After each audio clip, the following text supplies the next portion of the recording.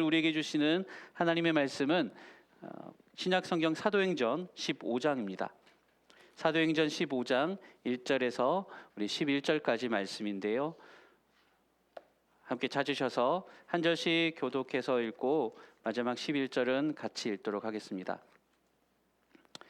사도행전, 제가 가져온 성경으로 신약 213쪽에 있습니다. 사도행전 15장 1절에서 11절까지의 말씀, 찾으신 줄 알고 제가 1절부터 읽겠습니다. 어떤 사람들이 유대로부터 내려와서 형제들을 가르치되 너희가 모세의 법대로 할례를 받지 아니하면 능히 구원을 받지 못하리라 하니, 바울이 바나바와 그들 사이에 적지 아니한 다툼과 변론이 일어난지라. 형제들이 이 문제에 대하여 바울과 바나바와 그 중에 몇 사람을 예루살렘에 있는 사도와 장로들에게 보내기로 작정하니라. 그들이 교회의 전송을 받고 베니게와 사마리아로 다니며 이방인들이 죽게 돌아온 일을 말하여 형제들을 다 크게 기쁘게 하더라. 예루살렘에 이르러 교회와 사도와 장로들에게 영접을 받고 하나님이 자기들과 함께 계셔 행하신 모든 일을 말하네. 바리새파 중에 어떤 믿는 사람들이 일어나 말하되 이방인에게 할례를 행하고 모세의 율법을 지키라 명하는 것이 마땅하다 하니라. 많은 변론이 있은 후에 베드로가 일어나 말하되 형제들아, 너희도 알거니와 하나님이 이방인들로 내 입에서 복음의 말씀을 들어 믿게 하시려고 오래 전부터 너희 가운데서 나를 택하시고 또 마음을 아시는 하나님이 우리에게 같이 그들에게 성령을 주어 주관하시고 믿음으로 그들의 마음을 깨끗이 하사 그들이나 우리나 차별하지 아니하셨느니라. 그런데 지금 너희가 어찌하여 하나님을 시험하여 우리 조상과 우리로 능히 믿지 못했던 명예를 그들에게 보였느냐. 같이 읽겠습니다. 그러나 우리는 그들이 우리와 동일하게 주 예수의 은혜로 구원받는 줄을 믿노라 하니라. 아멘. 우리가 지난 5월부터 계속해서 사도행전 말씀을 가지고 주중 새벽과 또 주일 본문으로 함께 살펴보고 있습니다. 이런 시간들을 통해서 우리 처음 교회, 즉 초대 교회가 어떻게 걸어왔는지 그 교회의 발자취들을 같이 따라가면서 오늘 이 시대를 살아가는 그리스도인들이 다시금 되새겨야 할 소중한 신앙의 가치들을 함께 나누고 있습니다. 그래서 지난 시간에는 처음 교회 안에 발생했던 갈등 속에서 베드로가 어떻게 그 갈등을 풀어가는지 그가 보여줬던 태도를 주목해 보면서 성공이 아니라 성품이 중요합니다라는 메시지를 나누었습니다. 오늘은 거기서 이제 시야를 좀 더 넓혀서 개인이 아니라 교회 공동체가 갈등을 어떻게 풀어가는지를 함께 살펴보고자 합니다. 그래서 오늘 말씀의 제목은 바로 은혜가 흐르는 공동체입니다. 우리가 여러분 처음 이제 초대교회, 처음 교회라고 머릿속에 떠오르면 늘 무언가 이제 따뜻하고 성령 충만하고 화목했던 좋은 모습을 기억할 때가 많은데요. 근데 사실은 사도행전을 쭉 읽어가다 보면요, 실제로 초대교회의 모습은 물론 어떤 좋은 일들도 많았지만 내적으로나 외적으로나 많은 문제들과 갈등들 속에 둘러싸여 있었음을 확인해 볼 수 있습니다. 처음에 생겼던 문제는요, 바로 사람들이 전부 다 즐거운 마음으로 기쁜 마음으로 자신의 소유를 팔아서 다 나눠주는 그 와중에 아나니아와 삽비라가 거짓말하고 속여서 사람들에게 잘 보이려고 재산을 다 팔지 않고 조금만 팔아가지고 다 판 것처럼 그렇게 거짓으로 속이려 했던 일들이 발생했었죠. 또한 갈등들도 많았습니다. 다들 그렇게 서로 돕고 나누는데 헬라파 과부들과 히브리파 과부들이 서로 간에 균형 있게 또 이렇게 구제가 제대로 이루어지지 못한다고 불평했던 일들도 있었고요. 이처럼 계속 좋은 일들도 많았지만 그 사이사이에 초대교회는 늘 문제와 갈등거리들이 항상 존재해 왔었습니다. 오늘 우리가 읽은 이 사도행전 15장, 사도행전에서 가장 중간에 해당되는데요. 이 15장은 그런 여러 가지 초대 교회, 처음 교회 안에 있었던 여러 가지 핵심적인 문제들 중에 어떻게 보면 가장 힘들었던, 가장 풀어가고 해결하기가 어려웠던 문제인 유대인과 이방인 간의 갈등에 대해서 그 문제가 전면적으로 부각되어서 그것을 해결하기 위해서 사람들이 모였던 이야기가 기록이 되어 있습니다.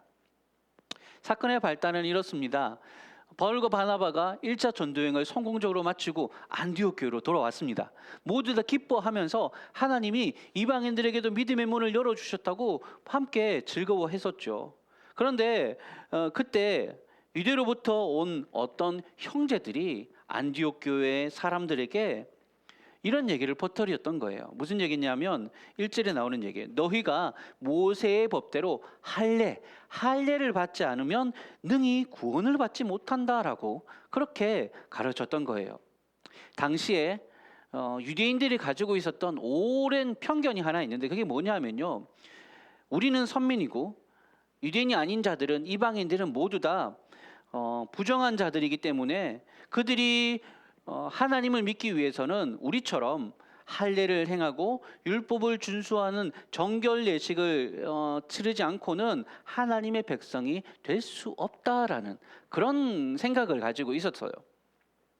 앞서 고넬료 사건을 통해서 이방인들도 하나님이 깨끗게 하셨으면 이방인들도 구원을 받을 수 있다는 사실을 인정을 하긴 했지만 그거는 그래 너희들도 구원받을 수 있기는 해까지만 인정된 거예요. 그들 안에 가지고 있었던 아니 구원받기 위해서는 하나님 백성 되기 위해서는 우리가 지금까지 해오던 일들이 있는데 그건 너희들도 해야지 그런 마음이 안에 있었던 거예요. 선입관을 가지고 있었던 거예요. 그래서 그들에게 이방인들에게도 너희도 우리처럼 할례를 받아야 된다 그렇게 얘기를 한 거죠. 최소한 할례 정도는 해야지 너희들도 우리처럼 하나님 백성 될 수 있는 것 아니겠느냐라고 했던 거죠. 그런데 여러분 이게 지금까지 바울과 바나바가 이방인들에게 복음을 전하면서 뭐라고 했습니까? 오직 예수 그리스도를 통해서 죄의 사함을 받고 예수 그리스도를 믿음으로 하나님의 자녀가 된다 그렇게 가르쳐 왔는데, 그래서 그렇게 가르쳐 왔고 그것을 믿었던 사람들이 모여서 이렇게 안디옥 교회, 이방인들로 형성된 아름다운 교회가 지어졌는데 그들의 사역을 통째로 아니 그것만 갖고는 안 돼, 할례를 행해야 돼 이렇게 해버리면요 지금까지 바울과 바나바가 말해왔던 모든 복음이 그냥 통째로 무시되는 거였죠. 이방인 성도들로서도 당혹스러울 수밖에 없었고요. 바울과 바나바가 득달같이 일어나서 그렇지 않다고 항변하고 토론했습니다. 서로 간에 적지 않은 다툼과 변론이 오갔고요. 이 문제를 제대로 해결하기 위해서는 우리로서는 안 되겠다 싶었는지 예루살렘에 있는 사도와 장로들에게 사람을 보내서 정통에 먼저 된 교회에 가서 그들로부터 특히 예수님으로부터 직접 말씀을 들은 사도들에게 물어서 이 일들을 어떻게 올바르게 판단받을지 우리가 한번 같이 의논해 보자라고 그렇게 예루살렘까지 사람을 보내게 됩니다. 자, 그렇게 해서 소집된 게 이런 붙이기를 제1차 예루살렘 공의회라고 할 수도 있겠는데요. 그 회의에 모여가지고 문제를 해결해 가는 과정들이 오늘 본문에 나오고 있습니다. 우리는 이 과정들을 통해서 하나님이 기뻐하시는 온전한 공동체를 세워가기 위한 중요한 두 가지 원칙을 우리가 찾아서 배울 수가 있습니다.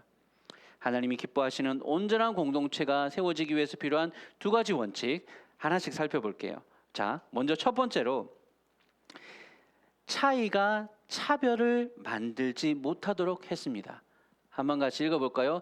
차이가 차별을 만들지 못하도록 했다. 차이가요 차별이 돼서는 안 된다는 겁니다. 먼저 당시 교회 안에 유대적인 배경을 가지고 있었던 이들, 특히 율법에 열심히 있었던 바리새파들, 뭐 예수님 당시 때 얼마나 혼이 났습니까? 그런데도 그들이 이제 부활하신 예수님을 믿고 구원을 받았어요. 교회 구성원이 되었어요. 근데 그들 안에 그 율법에 대한 열심이 어떻게 아직까지 있었냐면요. 보세요. 오늘 본문 5절 말씀. 자, 바리새파 성도들의 주장을 한번 들어봅시다. 5절 말씀 제가 다시 읽어드릴게요. 바리새파 중에 어떤 믿는 사람들이 일어나 말하되 이방인에게 할례를 행하고 모세의 율법을 지키라 명하는 것이 마땅하다 하니라. 자, 보세요. 이방인들도 구원받을 수 있어. 그건 인정해. 고넬료 사건을 통해서 그건 배웠거든요. 그건 받아들였어요. 그런데 그들에게 무언가 또 다른 조건이 필요할 것 같아. 그게 뭐냐면 할례를 받고 모세의 율법을 우리가 하는 것. 유대인이 되기 위해서 할례를 받고 모세의 율법을 지키는 것. 그렇게 하는 것이 마땅하다, 당연하다. 앞서서 말한 사람들에 의하면 그렇게 안 하면 구원받지 못한다라고까지 주장을 했던 겁니다. 사실 여러분, 일단 우리가요, 유대인들의 입장에서 그들이 그동안 배워왔던 모세 율법의 전통 아래에서 그런 사고를 가진 이들이 이렇게 말하는 것에 대해서는 어느 정도 인정해 줘야 돼요. 일리가 있거든요. 과거에 여러분 모세 때로부터 시작해서 1000년이 넘도록 이들은 하나님이 모세를 통해 전해준 율법을 지켜가기 위해서 유대인들이 피땀 노력들을 기울여 왔단 말이에요. 할례를 통해 몸에 구별된 선민의식을 가지기 위해서 우리는 하나님께서 거룩하게 구별하여 세우신 민족이다. 몸에 할례를 행했고요. 또 하나님이 모세를 통해서 주신 그 율법 준수를 철저하게 지키면서 하나님의 거룩한 백성답게 살기 위해서 노력해 왔다는 자부심이 있었어요. 그럴 수 있잖아요. 자부심. 그리고 그 자부심이 뭐 그렇게 나쁜 것도 아니고 열심히 믿음대로 살려고 했던 자부심이에요. 하나님 앞에 의로워지기 위해서 노력했던 그런 자부심이 있었어요. 그런데 그런 이들이 보기에, 그런 이 바리새파 유대인들이 보기에 저 이방인 그리스도인들은 할례도 안 받았지요. 또 율법에서 말하는 여러 가지 정결 예식, 음식부터 시작해가지고 다 구별되어 살기 위해서 행해야 되는 모든 정결 예식 율법에 대해서 하나도 지키지 않아왔죠. 그런데 어떻게 우리랑 똑같이 택함 받은 하나님의 백성이 될 수 있는지 이해가 되지 않는 거예요. 저들은 우리랑 다르다. 이게 기본적인 사상이에요. 저들은 우리랑 다르다. 그러니 저들이 정말로 하나님 백성 되려면 어떻게 되느냐 하면 우리처럼 돼야지. 우리랑 똑같이. 그러니까 하나님 백성 되기 위해서 유대인처럼 돼야 된다고 생각했던 거예요. 왜냐하면 유대인은 하나님이 택하신 특별한 백성이기 때문에. 저들이 우리처럼 할례 받고 우리처럼 율법을 지켜야지 우리도 저들을 하나님 백성으로 인정해 줄 수 있을 거다라고 말한 거죠. 그러니까 할례를 얘기하고 율법 준수를 얘기한 겁니다. 그런데 여러분, 그들이 구약 시대에 하나님께서 명하셨던 그 율법만을 그들이 기억하고, 하나님께서 구약 시대에 앞으로 장차 너희들을 성령을, 하나님의 영을 통해서 새 언약의 율법을 주시겠다고 하신 게 있거든요.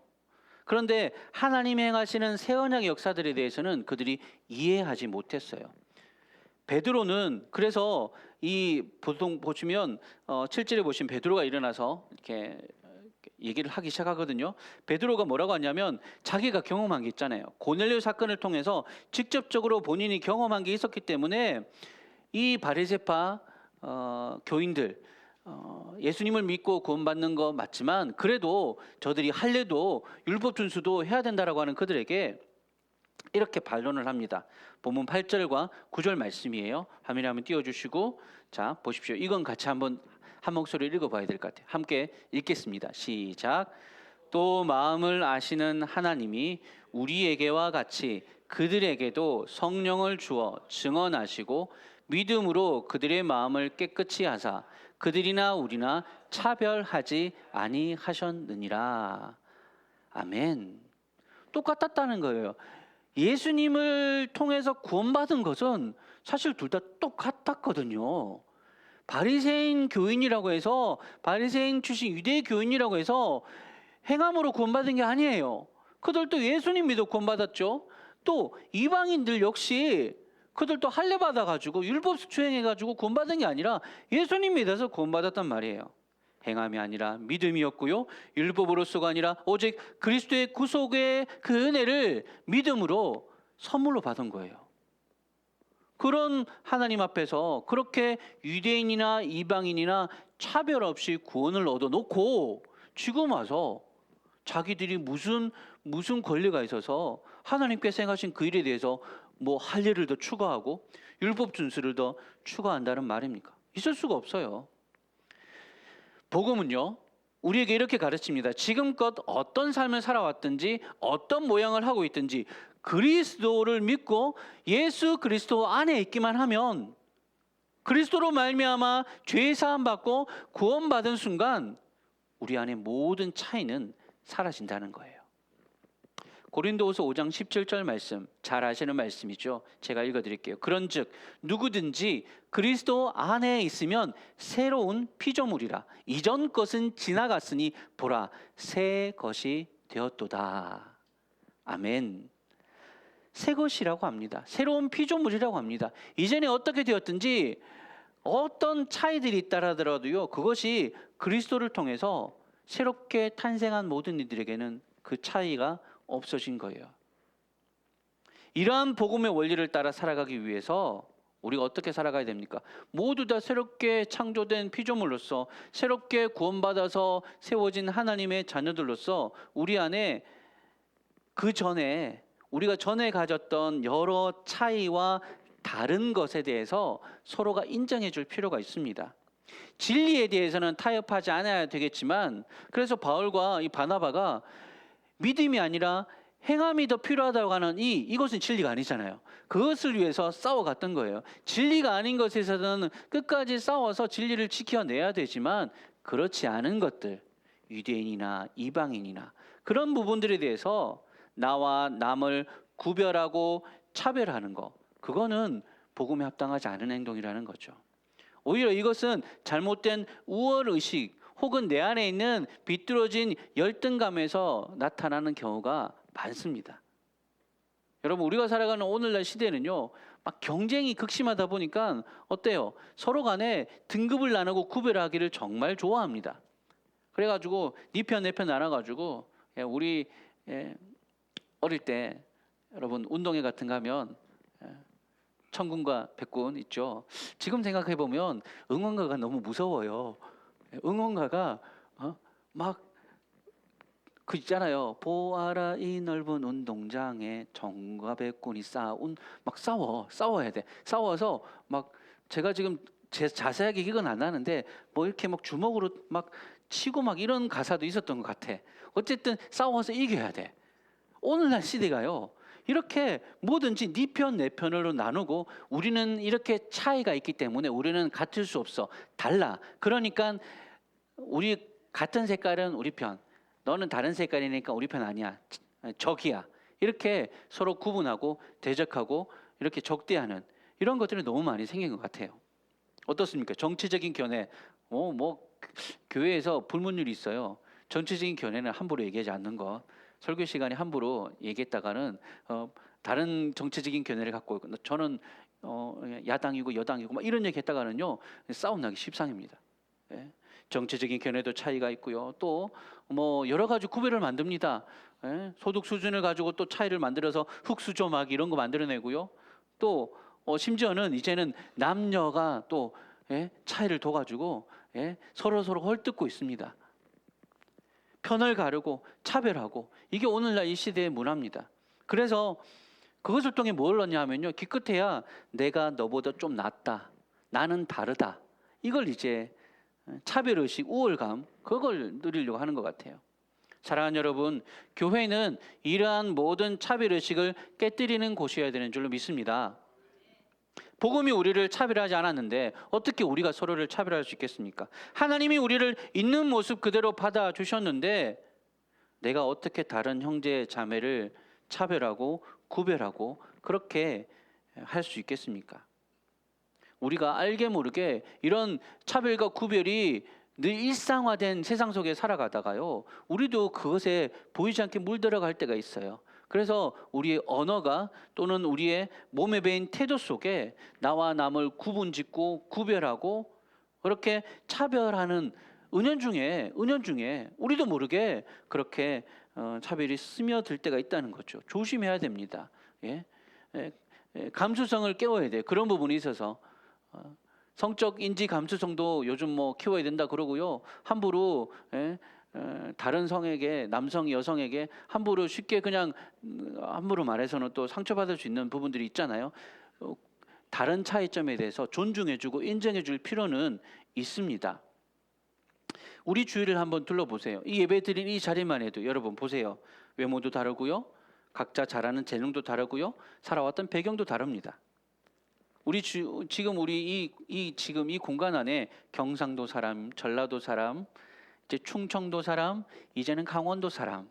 예, 제가 이제 제주도뿐만 한 번 더 등록하시면 거의 전국 팔도 다 모일 것 같은데 다 달라요. 예? 식성도 다르죠. 누구는 이거 좋아하고 누구는 저거 좋아하고. 예? 재능도 다릅니다. 누구는 이거 잘하고 누구는 저거 잘하고. 우리 안에는 서로 알아온 지 수십 년 된 친구들도 있고요. 이제 막 알게 된 사이도 있습니다. 또는 개척 멤버로 이제 우리가 이제 5년 지나서 이제 5년 차 되어 가고 있는데 개척 멤버로 처음부터 5년 동안 이렇게 쭉 함께 온 성도들도 있고요. 이제 막 지난달에 등록해서 함께 예배드리는 새 가족도 있습니다. 다 달라요. 제각각 다르고 차이가 있는 이 모든 차이들이 그리스도 안에서 복음 안에서는 다 구별이 아니에요. 다 예수 안에서 우리는 모두 다 하나가 된 줄로 믿으시기 바랍니다. 그리스도의 보혈이 우리의 모든 차이를 극복하고 하나 되게 만들어 주셨습니다. 차이가 차별이 되지 않도록 지금껏 그래왔던 것처럼 늘 항상 서로를 인정하고 존중하고 또 사랑하고 섬겨가는, 그래서 다른 사람들이 보기에 야 교회는 정말 뭔가 다르다라고 여겨질 수 있을 만큼 그렇게 아름다운 모습으로 공동체를 이루어가는 우리 언열교회 모든 가족들 되시기를 주님의 이름으로 간절히 소망합니다. 첫 번째가 그래서 차이가 뭐가 되지 않아야 돼요? 차별이 되지 않아야 된다. 자, 두 번째는 뭐냐면 은혜가 모든 일의 중심이 되게 했다는 거예요.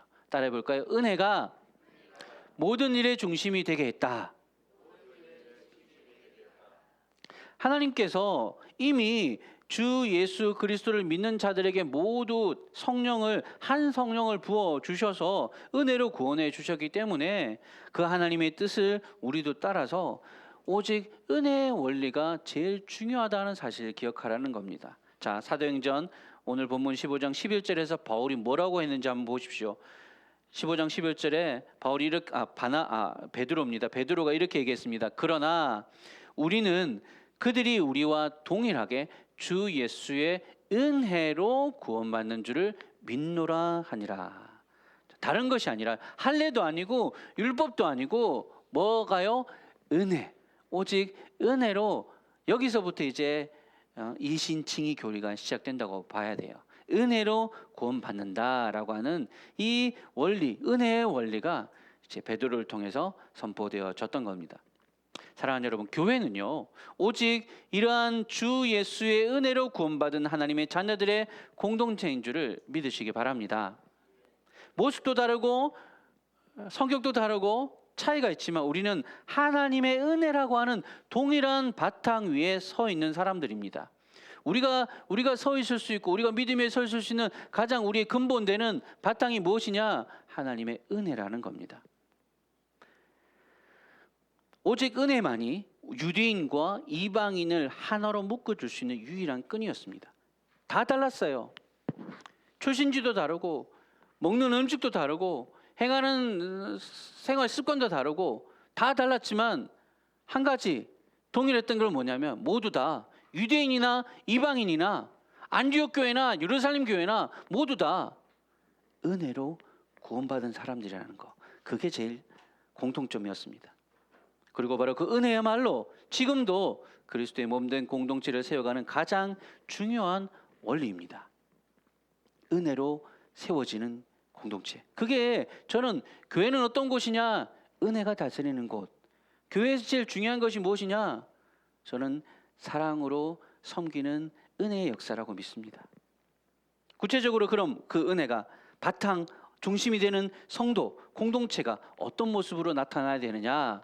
오늘 본문에서는 그 부분에 대해서는 구체적으로 이제 언급되어 있지 않지만 저는 사도 바울이 로마서 12장에서 말한 그리스도인의 생활을 위해서 그 모범을 볼 수 있다고 믿습니다. 보세요. 로마서 12장 16절 17절 말씀이에요. 자, 화면을 보시면서 한번 같이 한 목소리를 읽어보겠습니다. 시작. 서로 마음을 같이하며 높은 데 마음을 두지 말고 도리어 낮은 데 처하며 스스로 지혜 있는 채 하지 말라. 아무에게도 악을 악으로 갚지 말고 모든 사람 앞에서 선한 일을 도모하라. 아멘. 내가 더 낫고 내가 더 많이 알고 내가 더 잘하고 그렇게 그냥 자신을 높이는 일에 마음 두지 말라고 하십니다. 도리어 낮아지라고 해요. 도리어 낮은 데 처하고 스스로 지혜 있는 척 잘난 척 하지도 말라고 합니다. 한마디로 그냥 다 지고 살아라는 거예요. 늘 나보다 남을 높이고 나는 남 뒤에 가려져서 보이지 않아도 괜찮다, 이렇게 말할 수 있는 게 은혜의 원리를 따라 사는 성도의 모습입니다. 야, 어떻게 그럴 수 있냐고요? 어떻게 그럴 수 있을까요? 은혜 때문에 그럴 수 있습니다. 여러분, 은혜는 많이 받으면 받을수록 많이 섬기는 사람이 됩니다. 믿으십니까? 은혜는요, 주님 우리에게 은혜를 주십시오, 은혜가 필요합니다, 은혜를 받으면 받을수록, 우리 안에 은혜가 넘치면 넘칠수록 우리는 예수님처럼 낮아지고 낮아지는 사람이 됩니다. 은혜를 받으면 받을수록 도무지 나같이 이렇게 자격 없고 못난 자를 향해서 어찌 하나님이 이토록 사랑해 주시는지, 어찌 예수님이 이토록 자신의 생명을 우리에게 아낌없이 부어주시는지 그게 이해가 되지 않고, 그게 너무 고맙고 그 은혜 때문에 그저 가슴이 벅차올라서 다른 것 다 필요 없습니다. 사람들의 인정, 존경 다 필요 없습니다. 은혜면 됩니다. 그렇게 은혜가 사람을 바꿉니다. 여러분, 사람이 진짜 변하지 않거든요. 사람이 정말 안 변합니다. 어려워요, 변하는 게. 근데 저는 유일하게 사람을 변화시킬 수 있는 능력이 은혜에 있다고 믿습니다.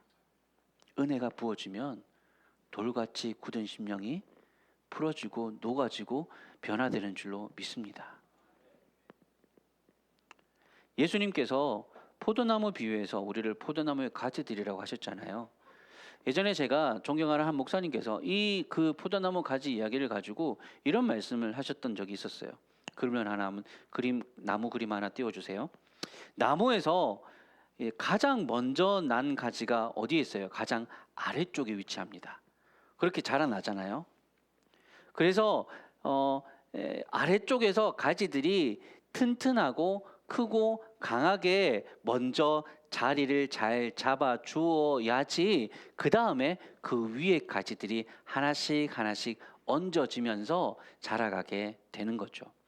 나무가 오랫동안 튼튼하게 자랄 수 있는 것은 바로 처음 가지들, 밑에 가지들, 굵은 밑가지가 가느다란 윗가지들을 잘 받쳐주기 때문에 가능하다는 겁니다.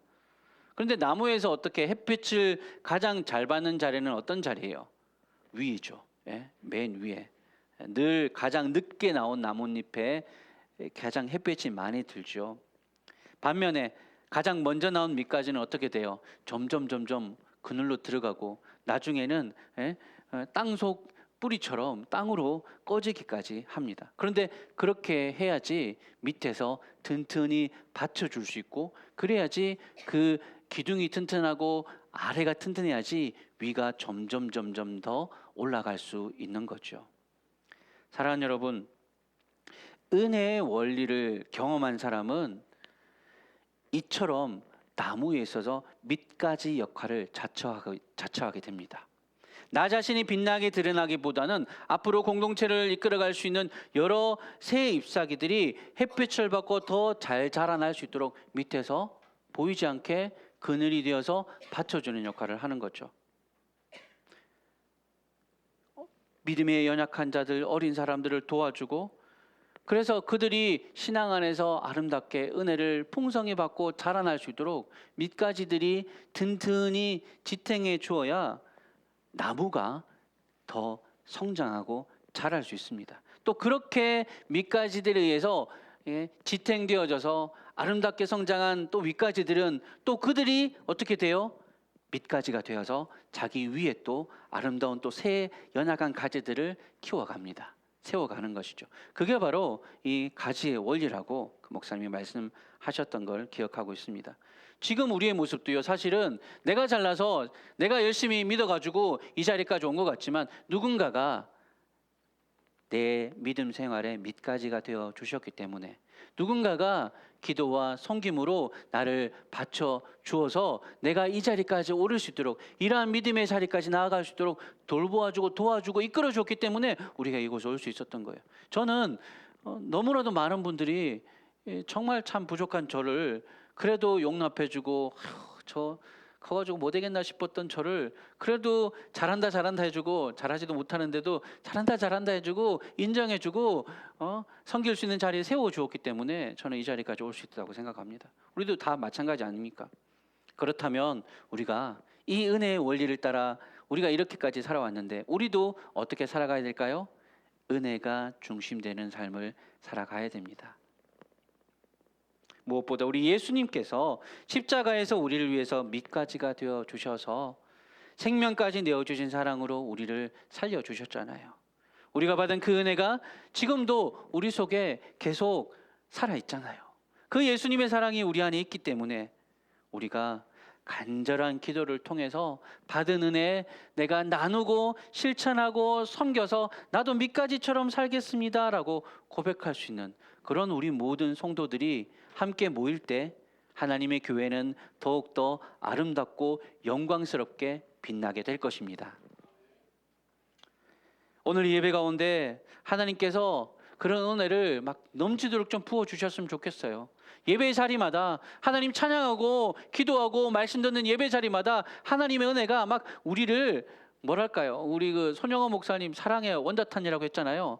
원자폭탄 터지듯이 은혜가 이곳에 원자폭탄처럼 터져가지고 우리의 심령을 다 뒤집어 엎어서 새롭게 만들어서 은혜로 살아가는 인생이 될 수 있도록 변화시켜 주셨으면 좋겠습니다. 우리 힘으로는 안 되잖아요. 그렇죠, 여러분? 내 욕심과 내 고집 이거 절대 변하지 않습니다. 예?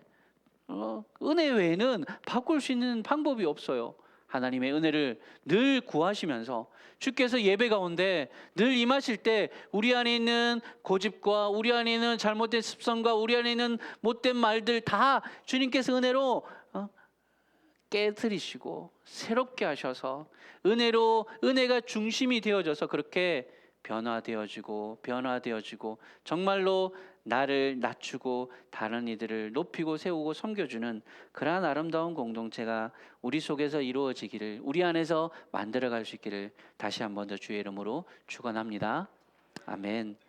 이제 말씀을 마무리하면서 우리 함께 성찬의 자리로 같이 나아가시겠습니다. 기억하십시오. 은혜가 흘러가는 공동체는 차별로 만들어지지 않도록 하는 교회입니다. 하는 공동체입니다.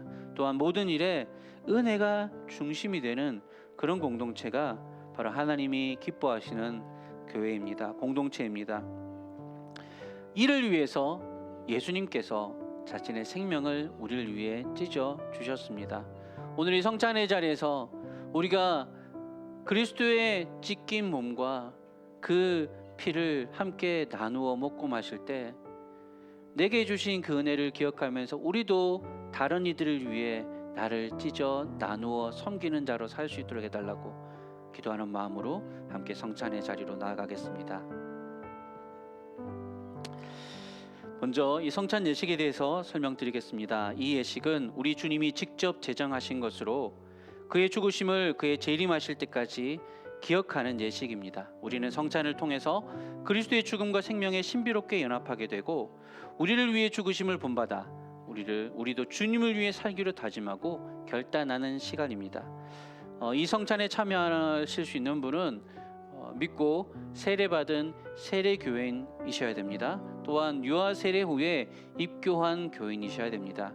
그리고 자신의 죄를 고백함으로 마음을 거룩하게 준비하신 분이 성찬에 참여하실 수 있습니다. 혹시 아직 회개하지 않은, 고백하지 않은 죄를 품고 있으시다면, 그래서 양심에 가책이 있으신 분이 계시다면 이 시간 함께 찬양 드리시면서 찬송을 고백하는 동안 마음으로 회개하며 성찬을 같이 준비하셨으면 좋겠습니다. 함께 같이 찬양하겠습니다. 약할 때 강함 되시네.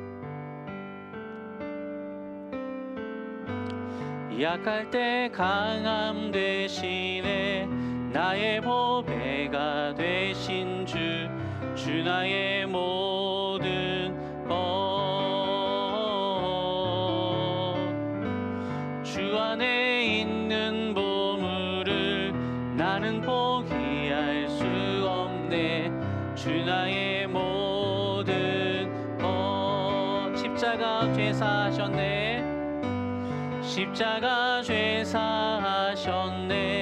주님의 이름 찬양해. 주 나의 모든 것. 쓰러진 나를 세우고 나의 빈잔을 채우네. 주 나의 모든 것. 예수 어린 양, 예수 어린 양, 존귀한 이름. 예수 어린 양, 존귀한 이름. 한 번 더. 십자가 죄사하셨네. 십자가 죄사하셨네. 주님의 이름 찬양해. 주 나의 모든 것. 쓰러진 나를 세우시고, 쓰러진 나를 세우고 나의 빈잔을 채우네. 주 나의 모든 것. 믿음으로 고백합시다. 예수 어린 양, 존귀한 이름. 예수 어린 양, 존귀한 이름. 아멘. 우리 장로님들 앞으로 나와주시고요. 이제 떡을 떼고 잔을 나누기 전에 우리 사도 바울이 고린도전서 11장에 제정한 대로 주 예수 그리스도께서 어떻게 우리를 위해 성만찬을 제정해 주셨는지 귀 기울여 들어보시기 바랍니다. 내가 너희에게 전한 것은 주께 받은 것이니 주 예수께서 잡히시던 밤에 떡을 가지사 축사하시고 떼어 이르시되 이것은 너희를 위하는 내 몸이니 이것을 행하여 나를 기념하라 하시고 식후에 또한 그와 같이 잔을 가지시고 이르시되 이 잔은 내 피로 세운 새 언약이니 이것을 행하여 마실 때마다 나를 기념하라 하셨으니 너희가 이 떡을 먹으며 이 잔을 마실 때마다 주의 죽으심을 그가 오실 때까지 전하는 것이니라. 아멘.